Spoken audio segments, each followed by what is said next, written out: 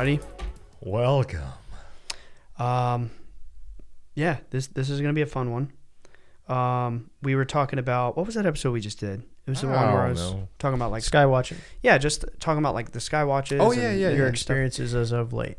Yeah, and I bring that up because we mentioned a movie on there, Astral City. Yes, we did. We had been talking about it for a while, and we hadn't done a movie episode in a while. And full disclosure, I did not have time to watch it. Yeah. I didn't. And I'm going to out Alex. Alex? See, I wasn't gonna.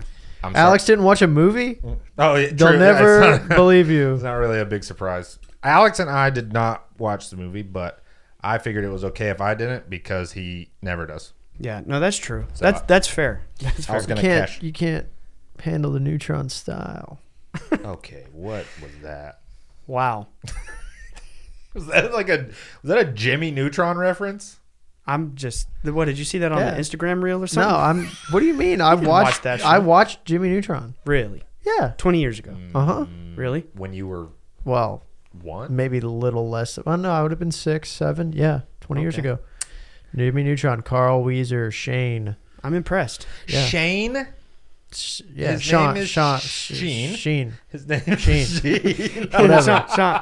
Whatever. I'm gonna Shane. leave it in there. Sean. I could cut that out and make myself look His better, name is but I'm gonna Shane. leave it in there. No, it's Sheen, brother. Sean, Come on, man. Sheen. And it's been 20 years. His favorite superhero. Ultraman. Yes. Is it? No, Ultra Lord. Ultra. You're right. Ultra Lord. Ultra Lord. See, Ultra it's Lord. okay to mess up. It's okay. Well, you're not allowed to say when it's okay. Yeah.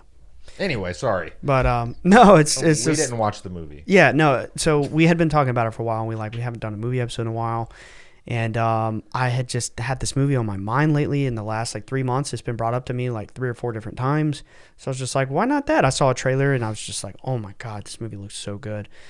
Yeah, I don't even really know where to begin. I mean, You heard about this movie because of the Monroe Institute. yeah. We talked about that on the last episode, but we talked about how the park, correct me if I'm wrong, the park is sort of like the liminal space between this world and the next, for lack of better. No. No. The park is, according to how they talk about it, their body of knowledge, it's where souls gather after death. Okay. So it's sort of, Or as the movie would say, the Astral City. okay. So it's sort of afterlife-ish. It's definitely afterlife, yeah. Okay. It's like you leave the body. If you're not trapped wherever you are when you leave the body, souls go to this place, and it's kind of like a waypoint for them to jump off to higher worlds. Okay. And Monroe said that this movie, Astral City, gets the closest to depicting or... Yeah. So they have a list of movies, and they're like, this is a good one, this is a good one. If you want to learn about ghosts, this is a good one. And I had 3 or 4 different people be like, Astral City was so good, you got to watch it. So I was like, okay, yeah, sounds awesome. And a couple months go by, 3 months go by, and I finally watched the trailer 2 weeks ago because I was doing a program, and it was brought up again a couple times. And I was just like, oh my God, I watched the trailer. I was like, I got to watch this. This looks amazing. So I guess we can just get into it. And, I have to say that it is very deep. You watch a lot of movies. We talked about this all the time on the show. And a lot of movies have subtle references, Yes, subtle references to spiritual themes and things like that. This movie is literally based on the channeled material from someone named, I think, Chico Xavier. Let me look him up. Let's just acknowledge that is an excellent name. It really is. Chico Xavier? Spiritualist and philanthropist from Brazil. Wow, he looks so cool. Let me see. He really does. You know what he kind of looks like? A steering wheel that flies off when you're driving. You know that guy? He looks cool in that Yeah, picture. he really does. He's cool. Dang. And, oh my God, he was born in 1910. He died in 2002. Interesting. I only wish I could ever be that cool. So I didn't particularly dive too much into him, and oh sweet, there's a sequel apparently. Astral City 2? Yeah, well, I don't think it's called Astral City 2, but there's several movies based on his work. So basically he had several books, and it was either he had a near-death experience, or he had some sort of channel material, and all of this in the movie is based on that. Okay. So it's kind of actually at the very end of the movie, it tells you that the main, I'll just say angel, even though it's not that simple. The main angel is like actually in his material. Oh, okay. Okay. It's not him. No. Okay. At the very end of the movie, they're like, we have someone in Earth we want you to meet. His name is Chico. And I was like, what? Ah, okay. Okay. So then this is an angel, quote unquote, that he encountered. Yeah. Oh my God. It says he wrote more than 400 books. Huh? How did I not see that? That's crazy. So that's impossible for a human to do. And again, like I have no clue what this guy was about other than this movie, which I just finished like an hour ago.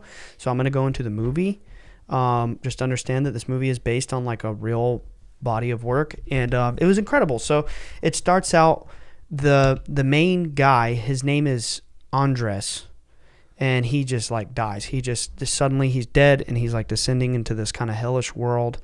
And there's people all around him, and they're like weeping and gnashing and wailing. It's kind of like hell, but there's not like demons and fire. Yeah. It's just like really dark and muddy and nasty and kind of like out in the wilderness, and there's no light. And there's a lot of people with old clothes. So obviously they've been from other centuries. And they're screaming at each other and fighting, and it's like hell, you know?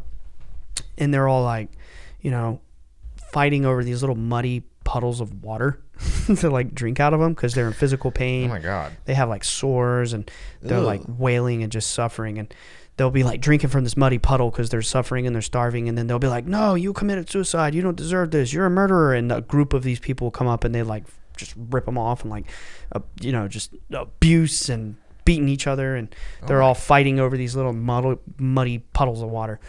And he's just like afraid. He's like, you know, and at some point or another in the first few minutes, you see these like glowing beings in white robes come in and there was somebody praying like, God, please forgive me, save me, please forgive me. And these beautiful glowing, like they look like humans, but they have these white robes and they're glowing. They take them and they like kind of phase out. So far, it sounds kind of like, I mean, a lot of like exoteric religions depictions of afterlife so far, obviously, because it hasn't gotten to the and it goes into that too, but a little bit. Oh really? Yeah, but so like the opening dialogue was, he just says, it was like awakening from a long dream, and I soon find out I no longer belong to the world of the living. I found myself in the realization of an unexpected truth. Life goes through different stages. I woke up in another dimension known as the umbral, a sort of purgatory, and my journey was just starting over. So he dies in his earth life, and then his new life in the spiritual world begins. He's like in this dark, hellish place. And then after seeing these angelic beings come in and take the guy out of there, a few more minutes pass, and then they basically come and get him. And they carry him on a stretcher, and they take him up to this beautiful city with these walls. And they're like medics and nurses and stuff. And they take him through the walls into this beautiful Astral City, and they take him to the hospital. In the afterlife. Yeah. There's like medics and stretchers and... And so it's like he has a corporeal body, kind of? Or, sort of. Yeah, but you kind of find out it's not really. Okay. And that it's all influenced by thought. Got it. You know? It's like and a projection of... Yeah, okay. and they're all suffering and wailing because they're in that state of mind. Oh, shit. And that's then, deep. Yeah, and it's kind of a spoiler, but you find out like the more enlightened they become, even in the spiritual world, as they're learning and they're becoming more enlightened, they can like pretty much manifest things with thought. And people come in and they have these physical wounds from when they died, but really they're just like trapped in a mental state of suffering, and they can just kind of like burn and hit them with a little beam and they're like healed, you know? But like the way that they heal them is through counseling. Oh, that's It's mental. It's spiritual. That's cool. Yeah, so they're like ascended angelic beings, but it's a projection. And they even at one point say, I'm getting ahead of myself, but at one point they say that the Earth life system is a copy of their world. So it's like a projection, and that this is the real world. It's like a mental projection of the real world, sort of. Yeah.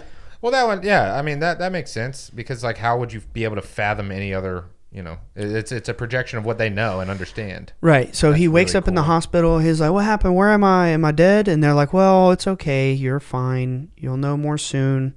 Your physical body died, but you're still here. And he's like, oh, crap. And he's just sort of laying there, and he's like, what? Tell me more. He was a doctor when he was alive. He was like a medical doctor. So he's like, this is not how you treat a patient. He's all freaking out. He's like, I need to know more about my treatment. What kind of medicine? And they're just like, you need to relax. This is not earth medicine anymore. Like, you're in over your head. Just chill. And it just, there's moments of like him speaking and it's like his thoughts, but it's kind of like things are happening and the dialogue is like his thoughts, But something they tell him is that your skepticism ends when you finally wake up in the spirit world. So, and there's a character that comes into play later, but a lot of these people, when they die, they're trapped in the purgatory world because in their mind, they're trapped there. They're not enlightened. They're not, spiritually advanced. Because if it is a mental projection and they were in like mental, emotional, spiritual turmoil when they died or like during their life or whatever, then it would project what they know of the afterlife or what they know in general. So they're like suffering in the purgatory because they don't even believe there's an afterlife, and that's how Monroe teaches it too. That's like what they've discovered. Like when you die, that determines where you go. If, like if you're strict into a certain religion and like, let's just say, for example, you believe that you're supposed to sleep in the grave for 1,000 years until there's trumpets, then, maybe you're going to be waiting around for a really long time until you get bored and you're like, well, what else can I do? So, yeah. So I love the idea though that there's still some semblance of free will. Yeah. In the afterlife. That's something that I like struggled a lot with as a kid with like, damn, so I could just like die and go to hell and I'm there forever. There's no chance I ever get of reconciling that. Well, I'm really jumping ahead, but it's okay because there's a lot that just, this is all like pure dialogue too that I didn't even, I usually write notes like, oh wow, there was a symbol. Oh my God. No, like everything I wrote in this was pretty much dialogue because the deep part of this movie was the dialogue. Even though it's all esoteric material, this is going to sound corny, but it like exoterically gives it to you. They just speak it. They speak it, every bit of it. Like that. It's very deep. And at one point towards the end of the movie, when he's like become an enlightened being and he like has become a healer in the spiritual world and he's learning the magical powers and being able to read thoughts and project to other dimensions, it's been revealed to him that free will is the law in the real world of the spirit. Like free will is the law. So they like respect your free will and they're like trying to help you reach these conclusions of enlightenment. Guys, we are so excited to tell you about our first brand deal with Stigma Hemp. We are so pumped to be working with them. These people are amazing. We've been working with them for a couple of months now. They have an amazing product. It's a family-owned business, and we really, really believe in the product. Ryan, tell them about some of the products that Stigma got. Yeah, so they got these delicious THC teas, seltzer waters, gummies. I would personally say they're the best gummies I've ever tasted. I would too. In my humble opinion. And that milligram is just that perfect dose to have a good night without all the, the freaky thoughts that gummies usually bring. No, but seriously, it's a great product. Josh is a great guy, the founder of Stigma Hemp, and I really am excited to partner with them, especially knowing that he is personally very interested in UFOs and the UFO space.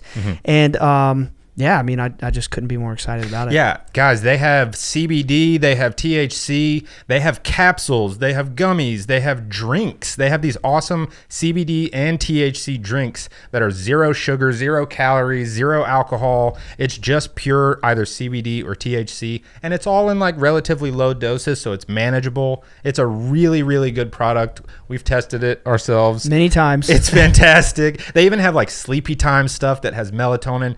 We really, truly, actually love this product. It's amazing. So we got a little special offer for our listeners. Yes, we do. Tell them about it, Ryan. Go to stigmahemp.com and use code BSS at checkout, and you'll get a nice little 30% bump off your price there. And, get you some tins of gummies and just have a good time with them. Stigmahemp.com, code BSS. Get that. Oh, that's cool as hell. Like you can suffer in your hospital bed. They feed them cups of water and soup. It doesn't do anything. It's just because in their earth life they thought they needed medicine. They thought they needed certain thing, but really they stop being a patient, so to speak, when they come to the realization of what's happening. So it's all mental. Transitional kind of thing. That's cool. That's really cool.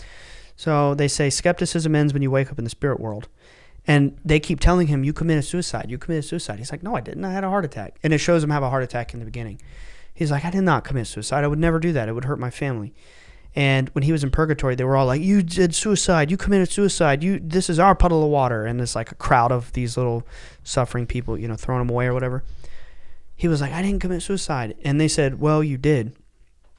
And they explained to him that your spiritual body keeps a record of all of your actions in the material world, and that in your somatic body, it is affected by your thoughts and your actions consciously and unconsciously. And his illness is the result of a higher law at play. It was cause and effect. So him living unconsciously and being selfish and materialistic manifested his illness over a number of years. So that's what they mean by suicide. He committed suicide. You killed yourself like subconsciously. Yeah, he wasn't spiritual. So he manifested disease in his body. Whoa. And they were like, yeah, and your somatic body killed your internal organs slowly because your thoughts poisoned you unconsciously. So you committed suicide. He was like, oh, crap. Like, I can't really argue with that. What is a somatic body? Somatic body, I don't really know how to explain it. It's like... It's a spirit body? No, it's... Let me just look it up, because it's like I know what it means, but I don't know how to put it into words. Like, you ever hear about like somatic therapy, somatic release? I don't think so. Somatic, relating to the body, especially as distinct from the mind.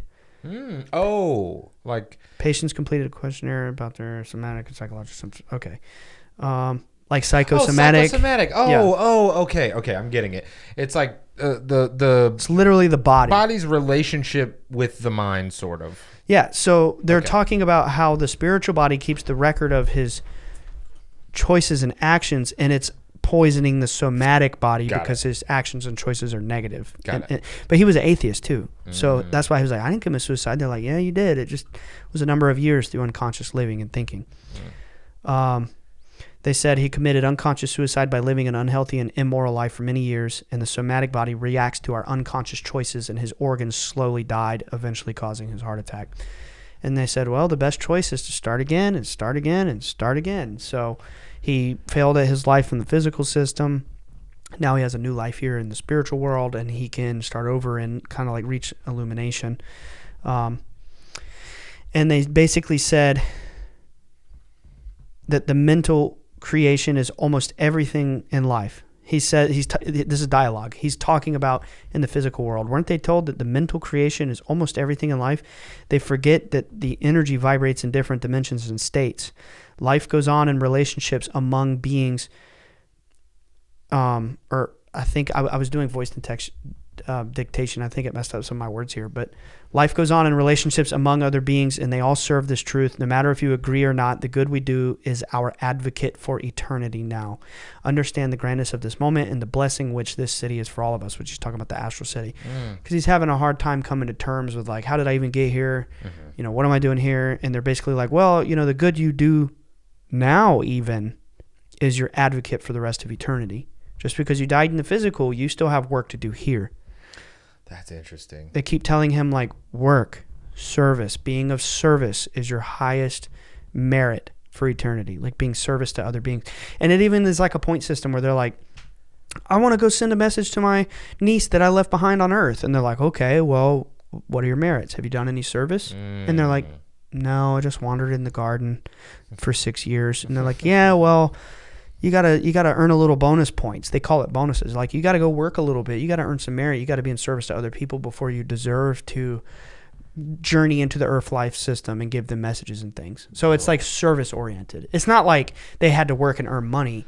Their work is like karmic. It's karmic. Yeah. Let me help people who are coming in from the other side. Let me heal them of their mental illness and help them understand their condition. Let me help people send messages to their loved ones. Let me help people. It's like, it's all service related. Yeah. And eventually they get houses, but they're like, no, it's not about money. It's about eventually you'll have one once you've, committed enough service or whatever. And they're talking about the law of harmony, that there's a greater law of harmony and that our feelings and our thoughts rule our directions. And he says that soon engineers will reincarnate to take similar technologies as we have here to Earth. The use of magnetism, for instance. Life on Earth is a copy of here. This took place pre-World War II. So like in Earth, it was in the 1930s. It was really primitive. But then when he goes to the Astral City, they're all like on laptops, and they're explaining to him like this technology manifests as past and future. So at whatever point in time that you basically spawn here, you pick which one you're comfortable with. If you lived in the 1800s, maybe you want a quill and a parchment. If you died in 2000, maybe you're more comfortable using a laptop. It's all mental. It's just projections. Yeah. But they said soon somebody on Earth is going to harness the power of magnetism like we do here. For instance, Earth life is only a copy of here. You're born and then you die and then you're born again as many times as is necessary. It's the law. You're born over and over and over. There are 72 ministries in the Astral City like the 72 names of God. And there are 6 ministries on each points of a 6-pointed star. So this huge, it's like a mega city with these white, beautiful, glowing buildings. And it's all in the shape of a 6-pointed star. And I can't remember the names, but it's like the Ministry of Reincarnation, the Ministry of Healing, the Ministry of Communication. And they're like sending channeled messages through psychic mediums to, their daughter on Earth. The Ministry of, I don't remember. There's like literally 72 of them. It's just making the point that there are offices and collectives of people working towards spiritual harmony and like progressing the evolution of Earth. Okay, cool. And it was pretty sweet. They said our home, they're referring to the Astral City, is the real existence, and life on Earth is just a stage. The Ministry of Communication uses psychic channels on Earth to deliver messages to the Earth realm. So it showed this guy with a quill, and he's like writing on a piece of paper. And they're like, this psychic channel that we've selected is going to convey this message through automatic writing. They're going to go into a trance. Oh. He's like writing a message, like I want to send a message to, I don't remember, it's like my sister that has been praying for me. And then the sister is automatic writing? No. Oh, okay. And it manifests as like the sister meets a psychic medium, and then it's like he has a message for her, and he automatic writes, and it's like, hey, look, it's your dead brother in heaven. Damn. But they're showing you the other side. Yeah. Like they're just explaining to you that there are psychic channels on Earth through which people from the other side are like trying to communicate. That's cool. So it's just really interesting how they're not narrating it, but like depicting it through, symbolizing it. So yeah, it was just really cool how they like symbolized that they spoke through psychic mediums. And I'm always curious about that whenever somebody goes to see a medium or something and they're like, oh, there's a message coming from the other side. I'm always trying to picture what the other side of that looks like. Like is this spirit or this person on the other side moving through a physical space and moving to this area? Is there even such a thing as like lining up the space between the real world and the astral world or whatever? So it's cool that they like at least made an attempt to show like some kind of depiction of that, and I think it's an interesting way to do it too. Yeah, no, it was really cool, and there's a lot in the show that they tackled, like him showing up. He died an atheist, and he's like, well, I guess I'm dead, and like trying to figure that out or whatever.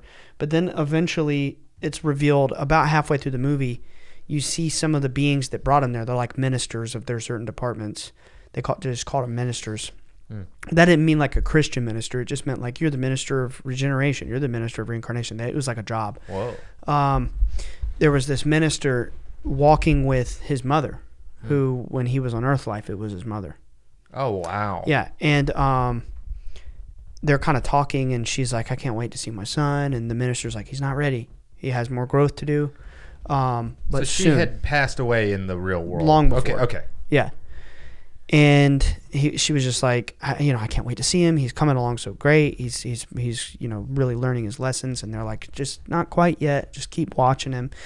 But and then at some point, a little bit later, he starts getting really curious about going back to Earth to check on like his wife and his children and like maybe leave them a message, see how they're doing. And they're like, no. You don't have any merits. You haven't done any service. He's like, come on, I'm a doctor. I can help. And they send him to go do the thing that he had, which was like when people die and they cross over, it manifests as them like appearing to be sick and in a hospital bed, and they have wounds from when they died, and they're like flailing, and they're like, I left my fiance behind. I want to go see my fiance. And they're like, no. You need to heal. Don't worry about that right now. And they're like, no, I don't care about any of this crap. I just want to go back to Earth. Like people are like desperate to go back to Earth. And that's how he was when he got there. So he goes to try to do that work. And he's all cocky, like, well, I was a doctor in Earth life. I know about medicine. So this girl's kind of like, actually, the guy that's been teaching him in the spirit world is like this younger guy. It's his niece dies and crosses over. So his niece, and they all look like they're human bodies. So they all recognize each other. And it's just like a mental projection. But he's like, hey, let's go check on my niece. She just crossed over. And they get her there, and she's like, oh, my God, Uncle, I can't remember his name, like Licio or something. Uncle Lysias. Uncle Lysias, oh, my God, it's so good to see you. I always was sad you died so suddenly. Anyway, I got to go back to Earth. My fiance's waiting on me. He's like, no. And they take her into the hospital room. And he's telling the main character, Andres, he's like, stay with her, watch her. I got to go do some other thing, but you're going to learn a lot from her. Did she like not know she died? No, she knew. Okay. But the point is it's showing you that some people don't care about the law. Oh. They don't care about the truth. They don't care about the reality of the situation that they're in, and they're in denial. And she's like, I don't care about any of this crap. I don't even believe in God. I just want to go back to Earth. And he's like, stay with her. You're going to learn. And she's like feeling bad. She's like, oh my God, I'm not feeling so good. And he's trying to be a doctor. So he's like putting his hand on her back. He's like, take a deep breath. Let me check your symptoms. He's like, trying to treat her like a patient. He's really trying to help. Yeah. And this other lady there who's like a nurse, she's like, stop touching her. You don't know what you're doing. He's like, I was a medical doctor. And she's like, come over here and help me over here. Like, change this person's sheets or whatever. He's like, no, that's a nurse's work. I'm a doctor. And she's like, yeah, that's really funny with your little Earth diploma. Like, you don't know what you're talking about. This is spiritual medicine. It's personal. And he goes and he tries to help the girl, and he puts his hands on her, and she starts wailing and like screaming in agony and like freaking out. And the other nurse has to come, and like she does this little magic thing where she breathes this magic air into her, and she like falls asleep. And she explains to him, she's like, don't touch her. Your weak, fragile mind is transferring a fluidity into her that's causing ailments from your psyche. Like, you're not helping her. Your weakness is hurting her. Oh, damn. And it's like infecting her almost. Yeah, because he was freaking out. Oh my God, I'm a doctor. Let me help. And like, it was altering her spiritual form. Sort of, yeah. Whoa. Yeah. And it was like a humbling lesson for him. He's like, okay, yeah, I don't know anything. I don't know what the fuck I'm doing. So he started at the bottom, and there was like this really cool thing. He's like sweeping. He's like sweeping the floor, and he's like just trying to help. They demoted him to janitor? They demoted him. Oh my God. No, but really he demoted himself. Because he's like, okay, the whole point of it is it's showing he becomes humble. Okay. He becomes enlightened. You know what I'm saying? Like, he's becoming enlightened. He's starting to understand. He's starting to understand. Yeah. He's starting to understand like the reality of his situation and the afterlife and eternity and like the higher law. And he's like just doing everything to help. He's sweeping. He's doing all the basic nurse work. And then eventually he gets to the point to where like he has the magic powers to heal people. And they're like, that, you've done really well, and you've been promoted to the job of, I can't remember what the word is, but it's like the ministry of healing or regeneration or something. It's basically like the spiritual hospital. Okay. So they give him a pin, and it's not quite, my first thought was a Templar cross, but it's not that. It's just like a 4-pointed little emblem, and it's like a badge showing that like he's officially a part of this job now. And it was kind of cool because it was like symbolic of him becoming enlightened, and now he can heal and has the magic powers. And they're like, okay, well, you've been doing really well, and you want to go to Earth? Go talk to the governor. And he goes to the top of the pointy building, and in this very center. And inside the pointy building, there's like this globe. It's like this holographic projection of the Earth. And he goes and he speaks to the governor, and I wrote down some of the stuff the governor said. It was really cool, but the governor of Astral City? Yeah. Oh my God. And I'm not That's what job you should be going for. Yeah, for sure. Or at least the mayor. Yeah, at least the mayor of Astral City. Do you think you could swing it or no? Be honest. For once. Are you telling me to die? No, that's not what I meant. No. I'm saying when you inevitably, we're all going to Right, die. gotcha. And I think I have it backwards a little bit. I think he went to the governor first, actually. And the governor was explaining to him the stuff that I'm about to say, and then he went through the humbling process. But either way, it doesn't matter if it was backwards. It all happened. Time and space ain't relevant anyway. But True. The governor starts explaining to him. He says, there's an ocean of invisible matter that surrounds the Earth. The city, they keep calling it our home, and it would say it in quotes and subtitles. And he's like, the city of our home sits on the top of a range of spiritual mountains. It is merely one among thousands of cities that hover above our planet. And it zooms out and it shows there's all these mountains over the earth in the astral world, and they all have their own astral cities. And there's like millions of souls that are governing the evolution of humankind and like taking them in. As they die, they leave in like a spirit form, and they go up to the astral cities, and then they greet them. They pull them out of purgatory. They treat their wounds, which is all psychological and spiritual, and then they help them ascend. Some beings, I'm kind of getting a little ahead of myself again. Some beings ascend to what they would call like a higher sphere. Some beings would say, all right, well, I got a little more to learn, and they would hop back in the reincarnation unit, and they would go down, and they would be back in the material world. But the governor says, an ocean of invisible matter surround. I already read that part. To know the truth, humans need spirituality in some form. And the camera kind of pans, and all around the room are like all the religious symbols of the earth. Cool. Like the 6-pointed star, and the room is a big 6-pointed star in the center, and the whole city is. And it was like an Om.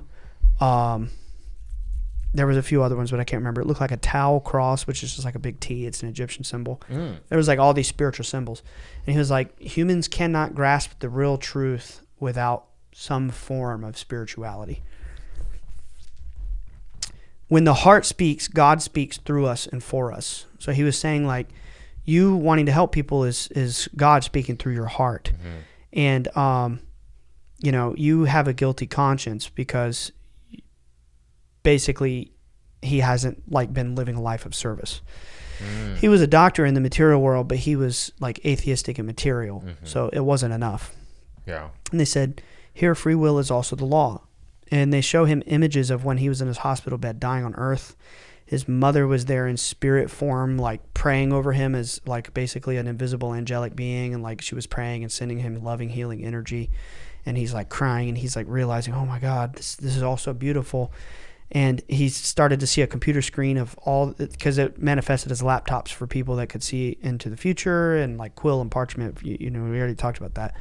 But they showed him a laptop screen, and it was like, people praying for him on earth. They're like, oh my God, God bless this doctor. He helped me with my sickness. Please, my heart, you know, loves his whole family. And he's just crying. He's seeing all these people praying for him.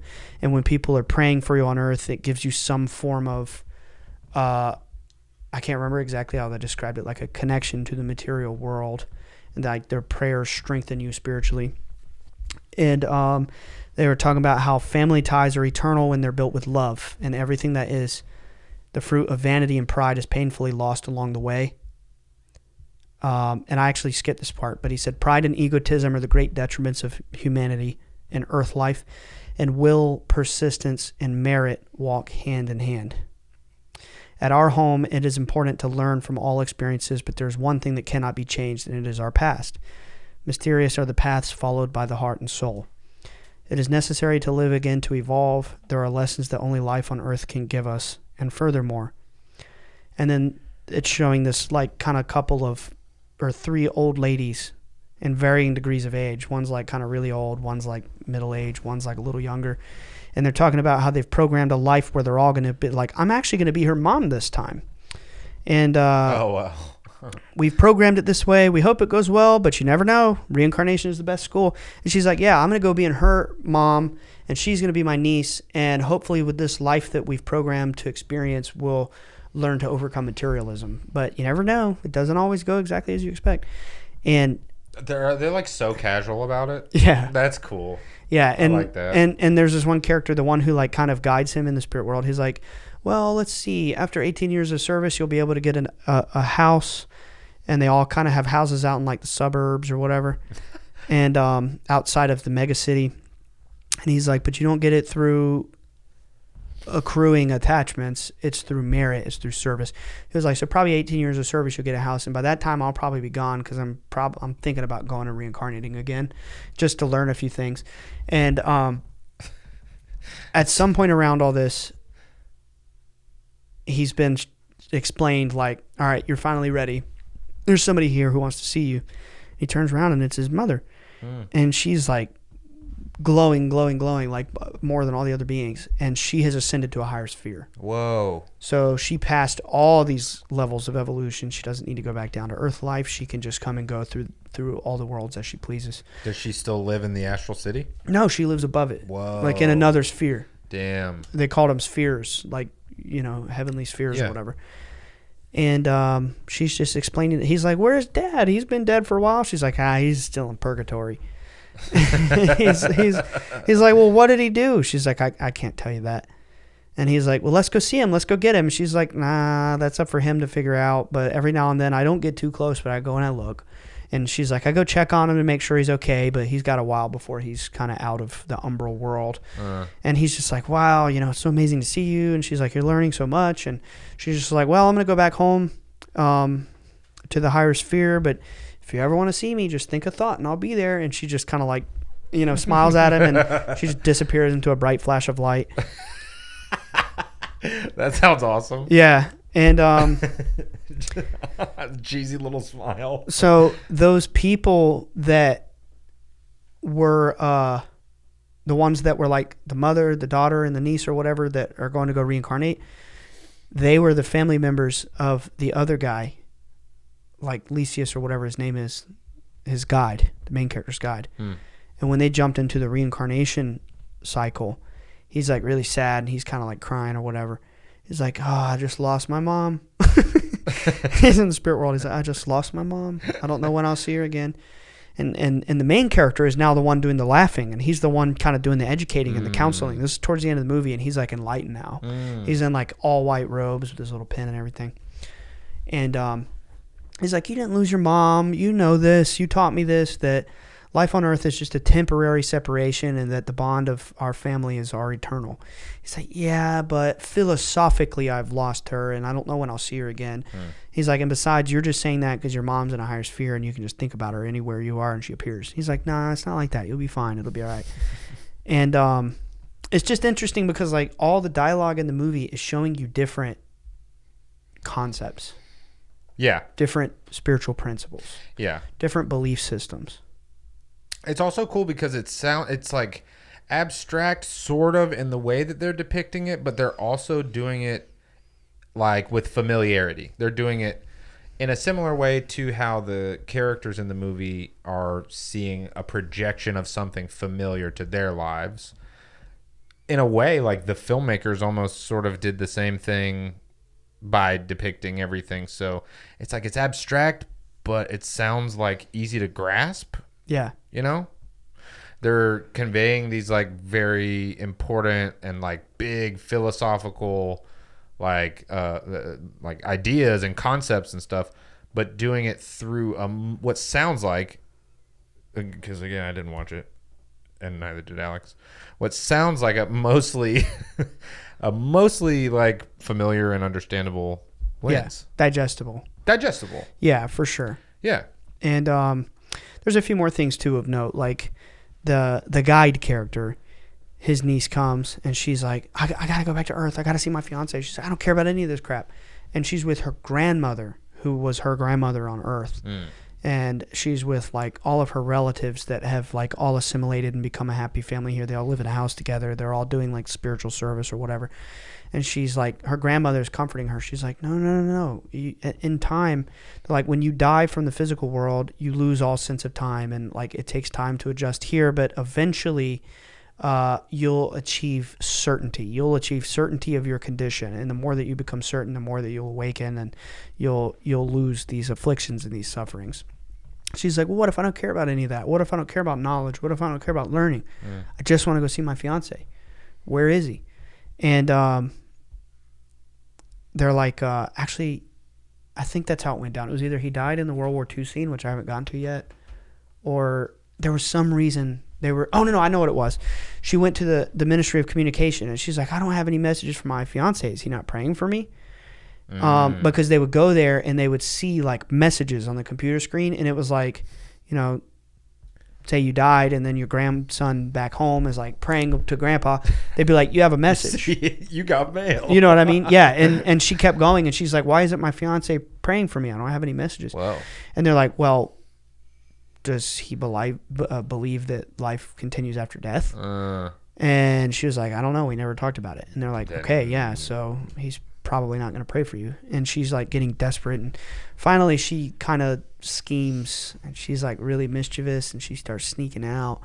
She never wears the white robe. She's still in the clothes she died in. She's like an outcast.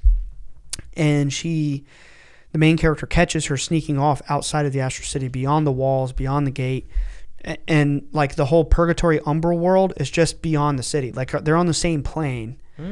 But they explain that as you leave this Astral City and you go through the umbral world, that the umbral world is like a dense layer that is connected to the earth. Okay. So the angelic beings that have become enlightened, they pass through there to visit the earth realm. But they have to have permission. From? Just like the higher powers. Okay. Through becoming enlightened and having merits of service. So anyway, so this girl is like kind of scheming, and he begins to read her mind, because once they get to a certain level of enlightenment, they can all read each other's thoughts. And he begins to read her mind, and he's like, you can't do that. Like you can't just go there on your own. You're going to be lost in this umbral dimension. And she's like, I don't care. Oh, so she could just use her free will and just go anyway. Yeah, but she does. Oof. But what happens is she gets stuck in purgatory. Ooh. She can't make it to Earth because she doesn't have the level of enlightenment to be able to pass through the worlds. So she gets stuck in purgatory, and he goes and he finds her, and she's all, bloody and messed up and wounded and suffering. And they kind of find her and rescue her out of there, and they're like, should have listened. Damn. Should have listened to me. What the hell? And they kind of work on her a bit. I don't really remember what happens to her, but that her whole arc was just to show you like how people can suffer after death, and they, their belief system affects their suffering, and some people just still don't even figure it out. But the main character shows you that through your intent, through your will, he desires to service. He's like, I want to service. I want to go to Earth. I want to see my wife and kids. So I'm going to work. So he's doing the nurse thing. He's helping people. He's counseling the suffering. He goes and sees this crying lady that recognized him when he crossed over, because she was like one of his patients in Earth Life. She's like, oh my God, you're an amazing doctor. God bless you. When you become a doctor here, I'm going to come see you as your first patient. He sees her kind of like sitting alone or whatever, and he goes and visits her, and he's like counseling her, and he starts to become like counseling everybody in this really enlightened being. And the freaking governor comes on, and he's like, bad news, everybody. It is now 1939 in Earth Life, and there is a great war that's going to end millions of souls that will pass through into our world. So we're going to have to probably work overtime for a while. Whoa. And our hospitals are going to be overwhelmed. Damn. So it starts showing, like obviously bombs all over the earth, and like millions of souls going into the Astral City, and them like greeting hordes and hordes and hordes of people, and everybody working around the clock. And the movie kind of wraps up shortly after that. But this was kind of cool. For that whole scene when the governor pops up and he's like, we're about to be overwhelmed here soon. Our hospitals are going to fill up. These like heavenly angels, I think they called them angels of a higher sphere, or beings of the higher sphere. They were like literally angels. They were like pure glowing beings of light. They didn't have like a human-like appearance. They had these like long glowing trumpets. Like 6 of them descended down into the city, and they're like, it's just this epic scene. And they're like, basically, behold, there's a war about to come. And they're like, oh my God, we got to prepare. And then the war happens. So it was really cool and really deep. And that's pretty much the bulk of it. I didn't expect that twist. The World War II thing. And right after that, he goes and he sees his family. And you guys were here, and you kind of saw that part. Yes. Okay, so that was him reconciling with his family. And oh, wow. And at that point, when he finally, after years have passed, he goes and he sees his Earth family. His wife has moved on. She's married. The guy's really sick. And at first he's mad. At first he's crying because he sees his wife was with somebody else. But the guy's like dying. So he chooses the right path, and he heals the husband. He blesses his drink, and he visits him in his dream. And then the guy wakes up. He doesn't have the cough anymore. He's like, I feel better. I'm not dying. And he's like, I had a dream though. I saw this strange man, and he told me to drink the water, and it was him. Yeah. He visited him in his dream. And I forgot to mention in the beginning of the movie when he first died and crossed over and was in the hospital bed, like, you know, at first, the guide character handed him the water. He's like, told him it was medicine. He's like, drink this, but keep it in your mouth. Don't spit it out. And he puts it in his mouth. And he holds it for like maybe 10 seconds. Then he swallows it. And then the guy in the bed next to him looks and he's like, his mouth is full of water. He's like, dude, swallow it. It's just water. And he swallows it, and then he's like, blah, blah, blah, blah, blah, blah, blah, blah, blah, blah, blah, blah, blah, blah, just talking his head off. I just died, and I don't know what's happening, and I was in purgatory, and I was suffering, and blah, blah, blah, blah, blah, blah, blah, blah. And the main character gets up and pours him a glass of water. He's like, put this in your mouth and hold it in there for 5 hours. I don't need this right now. 5 hours. And then the guide character comes back, and he's basically like, yeah, it was just water, but you hold it in your mouth so that you'll speak, so that you can contemplate your existence. Oh, meditation. Yeah. He's like, you need silence so you can be surrendered to your thoughts and understand your current condition. And so it was symbolic because at the end of the movie, he blessed the guy's water, and he was like, told him in his dream that it was medicine, and it was like a supernatural experience. He drank the water in his dream, and then he was healed. And then at the very end of the movie, they were like, hey, we have somebody on Earth who wants to talk to you. His name's Chico. And it was like based on a true story. Oh, it didn't say that until the end? Yeah.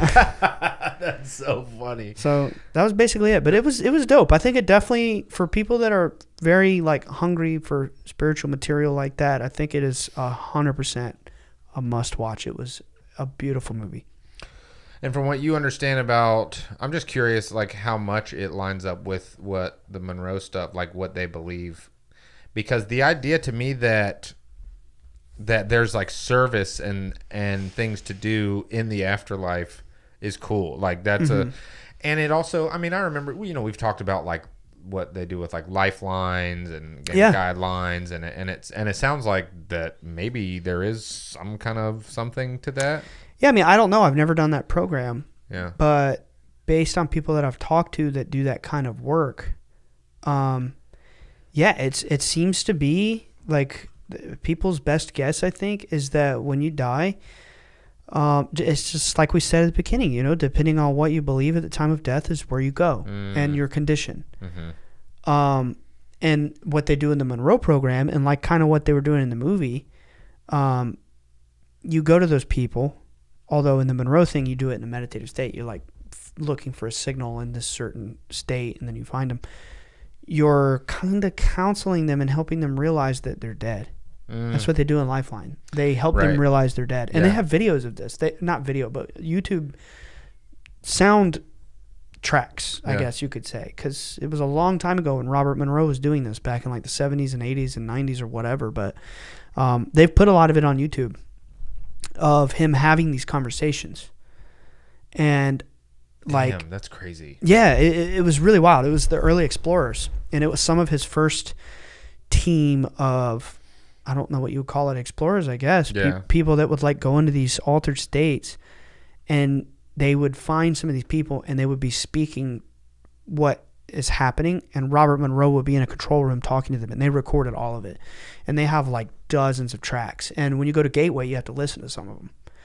And that's fascinating. Yeah, it's wild. And they just like find souls that are trapped, and they, for whatever reason, it's like help them kind of like, yeah, like maybe my boat, I don't know, last thing I remember, I was on the boat and it caught fire and it blew up, and I've been floating on this piece of wood waiting for a searchlight, you know, or like that's one of them. Or what? Yeah, I don't know. It's like I smelled gas in my house, and I'm making this one up, but it exploded, and they're like, what happened? I don't know what happened. They don't know they're dead, or maybe they don't believe in the afterlife, so they're stuck there.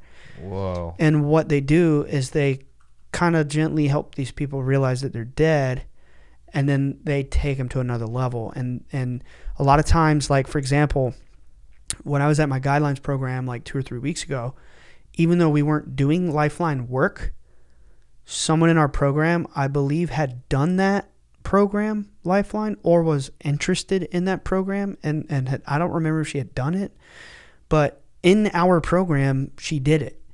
And she came back to our sessions, and she was like bawling tears. We had to go to Focus 27, which is the state where these lost souls are, you know, and we were going to that state looking for guides or helpers or beings that are assisting us or whatever. And the whole reason I watched the movie is because the place I went to looked like the movie. Oh, reminiscent of the movie. But this girl came back bawling, and she's just like, I didn't even know this was going to happen, but when I went to Focus 27, I found this little child, and she was dark, and she was searching for her mother, saying, I'm waiting for my mother. She told me to wait here. And she's like, kind of convinced her, like, hey, you can go find her here, or maybe like it's okay, like maybe she'll be there, kind of thing. And I don't remember how it resolved, but she was just like having tears, and she was like, the first session, she was like, I couldn't convince her to come. And then we went and we did a break, and then we came back, we did another exercise, and it was kind of like, do whatever you want, it's a free flow. Here's this list of things that you can do if you want to, otherwise do what you want. And she was like, well, I want to go see her again. And she got her. What? She got her to move. And it was just like really crazy. And she was, it was honestly pretty amazing. I really believed it. And so after that program, I was like, I got to watch this freaking movie. I got to go watch Astral City. Whoa, dude. But I've been traveling. I want to see some of those videos you're talking about. Yeah, they're on YouTube, on the Monroe channel. Wow, dude. It's just the Explorer. Like, I mean, I could probably show you. I'm pretty sure it's just on the Monroe Institute YouTube channel. But they're called the Early Explorers. Monroe. That would be so fascinating to see. Like, that's like uncharted territory. That's so sick. I want to say. Oh, here's a cool one. The Illusion of Time, the Gandhi Cluster, Explorer number 60. Yeah, they're all numbered because it's very scientific based. So they cataloged everything, and actually they have somebody right now who is she was a librarian, and she's like indexing everything that they ever did and like digitizing it. And there's like tens of thousands of documents that she's going through. It's really cool. But they cataloged all of these tapes and numbered them, and Monroe has been digitizing them. They're all like cassettes and stuff. You know what I mean? From like the 80s and 70s. Whoa. And I mean, like most of them are on YouTube. They're all numbered. Explorer number 53, Explorer number 52, number 50. There's dozens of them. One of them is actually about encountering a being named Hathor. Yeah, for real. I can't remember. Have you watched it? Some of it, but someone sent it to me and they're like, have you seen this? I was like, no. But it's really cool stuff, man. And then like that movie is also a lot of it kind of like meshes with his books too, which is really kind of out there. Similar stuff, like cities in another dimension that's similar to our life. And I mean the whole thing there is like he talks about how there are these beings that come and guide you, but then like in the higher levels of existence, they are all parts of you that come from source. And there's like this diagram of consciousness on the Monroe system that's really epic. And it's like these different streams of different incarnations down to like, there might be 3 or 4 people alive right now that have aspects of your soul that you all might have incarnated from some higher being that comes from a cluster of higher beings that they call the I there cluster, because he's like, the I here is me right now, Robert Monroe. Obviously him saying this. Yeah. The I there is the me at source consciousness, or as some people would say, higher self. Whoa. They just call it different things. Sure, because they don't want any dogma. Yeah. But it's and it's really interesting stuff. And in his books, he has a lot of experience with that kind of stuff. And like, it's highly recommended material. That's really fascinating. And Chico must have been tapped in. I want to dig more into him. I know. Like, I want to dig more. He's gotta be tapped into the same source, because it's like it's too uncanny similar. It's like almost exact. I was talking with a friend yesterday, and he told me something really epic that it's so simple, but it's so true. It's like, okay, you have somebody like Chico saying they are the ministry of reincarnation. They're the ministry of this, they're the ministry of that. You have Robert Monroe saying it's the I there, it's the I here. You have like the Rosicrucians being like it's the celestial sanctum, and you have all these different things that are the same thing, but with different words. Yeah. And my friend was like, it's just perspective. It's just a codex. Like if we have a glass of water on a table in front of us, and you're like, what's that? I'm like, I don't know, water? And you're like, no, it's aqua. And I'm like, no, it's, I don't know, Vasa. or whatever another language for water is, and it goes on and on and on. And then we pick it up and we drink it, and then we're like, oh, it's the same. yeah, okay, I know what this is. Yeah. Because I've experienced it. And we can both agree that this is water. Yeah. And that's like the whole point of the spiritual and the mystical. And it's like we can argue all day about like the word of it and the definition of it. But the idea of it is that it's experiential. And that once it's experienced, even though we might have different words, we're all on the same page about what it is. Yeah. The source is the same. Yeah. Yeah. The source is the same. We just all have a bunch of different words and ways to describe it. And none of that matters. Yeah. Once you experience it, you know what it is. Yeah. Yeah. It sounds like he was tapped in. Yeah. Chico Suave. Any thoughts on that, Booger Brain? Who's that? You. I'm Booger Brain? Yeah. I gave you a bunch of my thoughts. Why are you calling me Booger Brain? Any more? We got like 7 minutes to the hour. No. Okay. Booger Brain? What? It's the first time you've ever called me Booger Brain. I channeled that from my nostrils.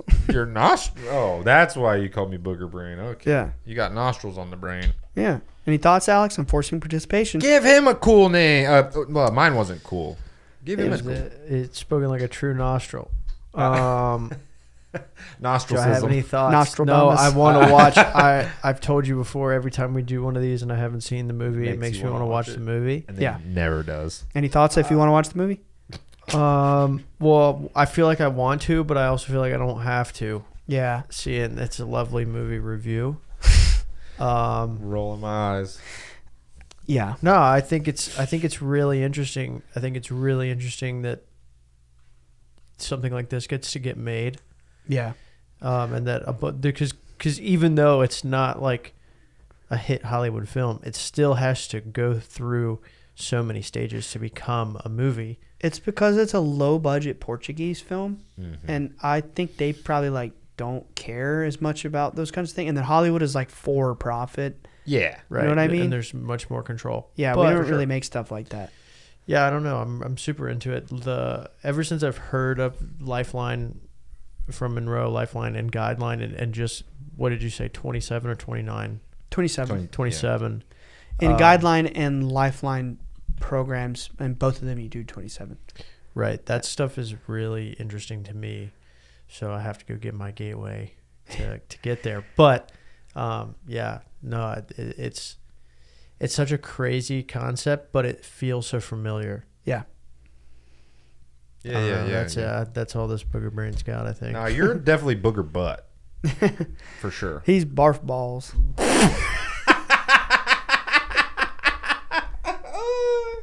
You're barf balls, dude. I'm even- Booger Brain and you're barf balls. BB and BB. And I'm Knucklehead. What? That's the tamest of all of them. Yeah, it's me. Booger Brain, barf balls, and Knucklehead. Yeah. What the hell, dude? Why not, Nah, man? you're definitely like Toe Jam Bingus. Yeah, that's true. Yeah. That is true. That's an ancient name. Yes, it is. I think I came up with that like almost 20 years ago. Pulled that one out of the depths. Did We- you come we up were- with it or did Jacob? You might be right. I think it was Jacob. I You feel might be like I right. remember him saying Toe Jam Bingus. I just remember all of us being together and saying Toe that Jam shit. Bingus. Yeah. And saying all kinds of stupid shit like that. Like Bar Absolutely. Billy and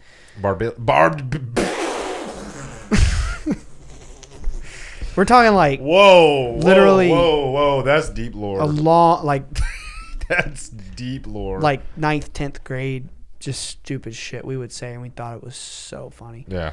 But Yeah. yeah, that's a deep cut. That's a very deep cut. Toe Jam Bingus. I can't remember who said that, but I definitely remember that. I think it was It might have Jacob. been Jacob. We'll have to ask him. Yeah. That's Freaking- you. Yeah, that's me. That's me. I'm Booger Brain. He's Barf Balls, and you're Toe Jam Bingus.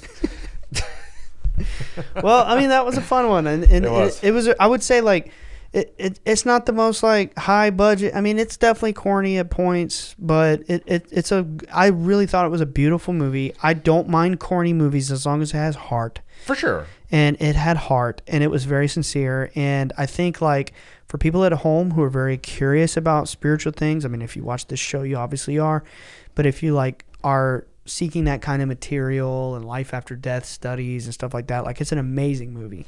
Yeah, and I'll be honest, and this might sound corny, but I've been really into corny stuff lately. It has its place. I like corny stuff. I'm wearing a Walmart Van Halen shirt and It has its place. camo pants and Crocs. Like I've been like very into corny stuff lately. I don't know why. Maybe it's because there's like something real to it, and it's not like the same as everything else now. There's nothing wrong with that. There's something like genuine or like endearing about it. Yeah, it's sincere. You know, sometimes cringe is like a good thing. Yeah, and I don't necessarily think corny and cringe are the same. They are not synonymous. They're not the same. No. You know, like the movie's not cringe by any standards. No. But it's a little corny, but it's okay. I'm just saying it's not like a popcorn flick that you throw on with the family. No, like, for sure. I wouldn't just recommend this movie to everybody. It's definitely for people who are into this stuff. Yeah. But I really liked it. It was really deep. It was one of the most spiritual movies I watched, no doubt. Hell yeah. And Epic. I really want to watch Lord of the Rings. Yeah, so that's got to happen soon. We're just going to say that again. Alex, the barf ball is in your court. Okay. Alrighty, well, I'm out of thoughts. I'm out of barf. And I'm out of balls. Yeah. I'm content. So yeah. Cool. Last words? Yes. You good, Alex? There's 2 of them. All right. Bye, guys. Bye, guys. Weird things happen in the